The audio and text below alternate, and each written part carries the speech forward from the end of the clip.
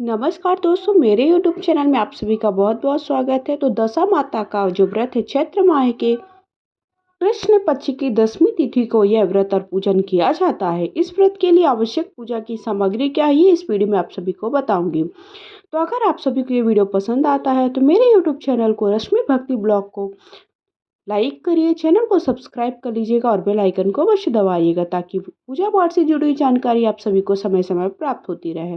तो चलिए मैं बता देती हूँ कि पूजा के लिए आपको कौन कौन सी सामग्री की आवश्यकता होने वाली है। उससे पहले आप सभी कमेंट बॉक्स में जाकर के जय हो दशा माता या हर हर महादेव अवश्य कीजिए। सबसे पहले एक थाली ले लीजिए। ये व्रत हमें 24 तारीख यानी सोमवार को करना है। चाहे तो आप घर पर ये पूजा कर सकते हैं, तब भी आपको पूजा की यही सामग्री चाहिए। अगर आप बाहर जाकर के अर्थात पीपल के वृक्ष के नीचे ये पूजा करते तभी आपको पूजा की इतनी ही सामग्री। सबसे पहले 2 लोटे में जल ले लीजिए, 1 लोटे में आप कलश बना लीजिएगा और 1 लोटे में आप जल से पूजा करने के लिए ले लीजिए। उसके बाद धूप ले लीजिए और साथ ही साथ आप के पास इस तरह से कप आते हैं, आसानी से मार्केट में आते हैं, जो कि गोबर के बने होते हैं, गाय के उपले के बने होते हैं। वो आप जलाने के लिए उसमें आप हवन भी कर सकते हैं। हल्दी सिंदूर ले लीजिए, एक दीपक ले लीजिए, साथ ही साथ मैंने चंदन ले लिया है। उसके बाद हमें इस तरह से हल्दी थोड़ा सा घोल के लिए लेना होता है, क्योंकि हल्दी से हमें 10 टिक्कियाँ देनी होती है।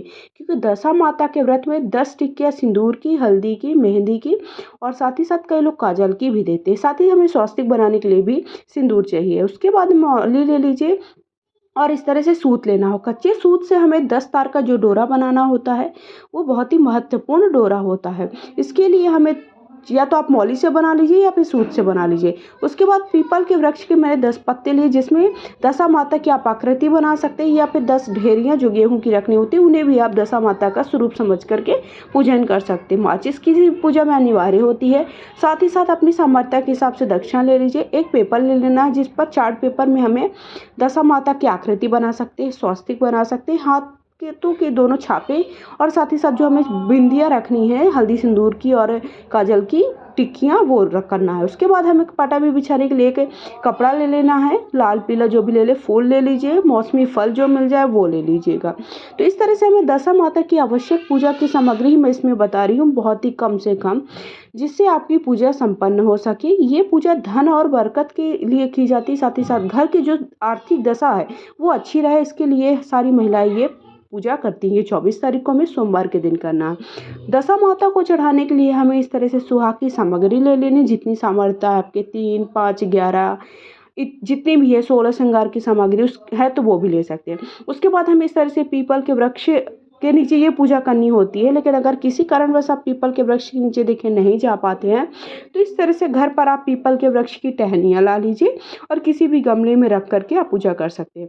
उसके बाद इस तरह से देखिए, हमें जो दशा माता हैं, जो दशा अर्थात आपकी घर की आर्थिक स्थिति को सुधारती हैं, आर्थिक स्थिति को बढ़ाती हैं, अच्छी बनाती हैं। माता लक्ष्मी का वास हमेशा रहा आता है। पीपल के वृक्ष नीचे वैसे भी भगवान श्री हरि विष्णु और माता लक्ष्मी का वास होता है, इसलिए उनका पूजन किया जाता है। तो उनके लिए हमें श्रृंगार की सामग्रियाँ बहुत सारी बनानी होती है, आभूषण बनाने, तो जो कि हमें चाहें तो आप आटे में थोड़ा हल्दी मिला करके बेसन से बनाए जाते हैं, जैसे कि वो घर में पूजा यूज होने वाले। साथ ही साथ हमें यहाँ पर गेहूँ लेना है, एक और मैंने लाल कपड़ा लिया है, आप चुनरी भी ले सकते हैं, बतासा लिया, दुर्वा लिया, 10 सिक्के लिया।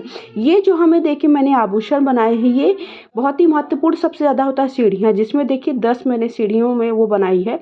सीढ़ी सबसे ज़्यादा महत्वपूर्ण होता है। उसके बाद मैंने चूल्हा बनाया है, साथ ही सिलबट्टा बनाया है, उनके गले में पहनने के लिए हार बनाया है, बेदी, नथनी वगैरह जो जो आपसे बन सके वो आप बनाइए, बहुत ही महत्वपूर्ण होता है पूजा में।